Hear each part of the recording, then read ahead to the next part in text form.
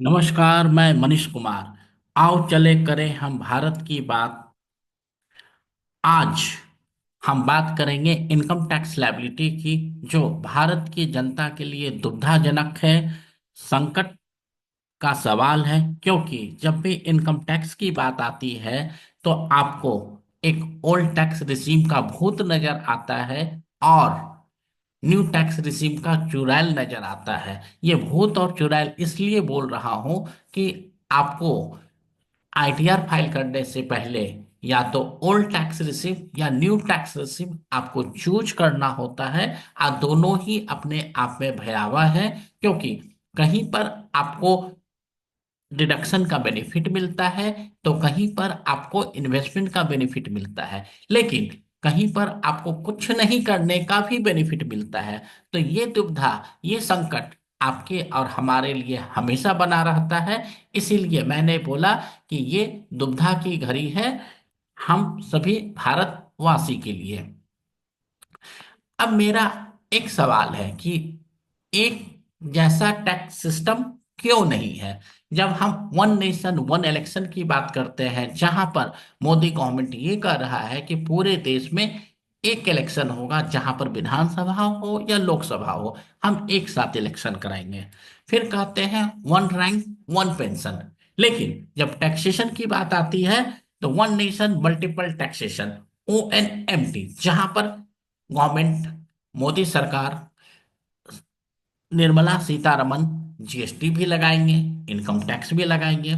GST में popcorn जैसे एक छोटे से पदार्थ पर, खाने की वस्तु पर 3 तरीके का टैक्स लगेगा। नॉर्मल पॉपकॉर्न है तो 5%, उसमें थोड़ा सा बटर डाल देंगे तो 12%, और अगर उसमें शुगर डाल देंगे तो 18%। ये क्या बात हुई। वहीं पर जब इनकम टैक्स की बात आती है तो आपको न्यू टैक्स रिजिम चूज करना है या ओल्ड टैक्स रिजिम चूज करना है।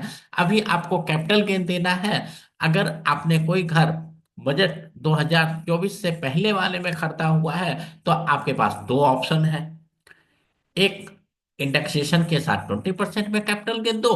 दूसरा, विदाउट इंडेक्सेशन सारे 12% टैक्स दो। लेकिन बाकी जगह one nation one election, one rank one pension. लेकिन जब टैक्स वन नेशन अब मल्टीपल टैक्सेशन, क्योंकि आप इस मल्टीपल टैक्सेशन के चंगुल में, दुविधा में, संकट में फंसे रहो और गवर्नमेंट का जेब भरते रहो।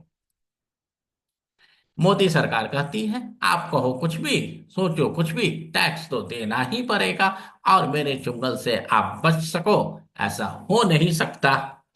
तो अब यहां पर हमें सोचना है, न्यू टैक्स रिजीम में आपको होम लोन का बेनिफिट नहीं मिलता, हाउस रेंट अलाउंस का बेनिफिट नहीं मिलता। अगर आपने कोई इन्वेस्टमेंट कर रखा है, लाइक इंश्योरेंस में, पीपीएफ में, म्यूचुअल फंड में, या अपने बच्चे को पढ़ाने के लिए ट्यूशन फी देते हो, तो आपको वहां बेनिफिट नहीं मिलता है न्यू टैक्स रिजीम में। ओल्ड टैक्स रिजीम में बेनिफिट मिलता है। वहीं पर न्यू टैक्स रिजीम और ओल्ड टैक्स रिजीम का जो स्लैब रेट है वो भी डिफरेंट डिफरेंट। तो इतना ज्यादा कंफ्यूजन क्यों। तो मोदी गवर्नमेंट से सिर्फ ये सवाल है कि जहां पर लोग सिंप्लीफाई कर रहे हैं, आप उसी चीज को कॉम्प्लिकेटेड कर रहे हैं। आखिर ऐसा क्यों।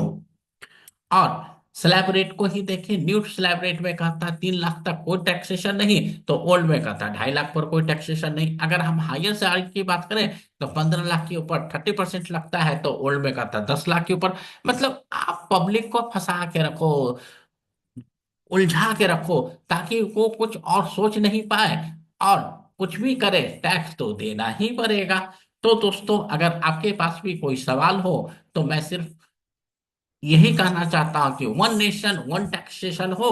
और आपका कोई भी सवाल हो तो आप कमेंट बॉक्स में पूछें और हमें बताएं। सो इस माध्यम से हम लोगों तक सवाल को पहुंचा सके। अगर ये वीडियो आपको अच्छा लगा हो तो हमारे वीडियो को लाइक करें, चैनल को सब्सक्राइब करें और हमारे साथ जरूर बने रहें। और नेक्स्ट वीडियो का इंतजार करें। जब तक दोस्तों, नमस्कार।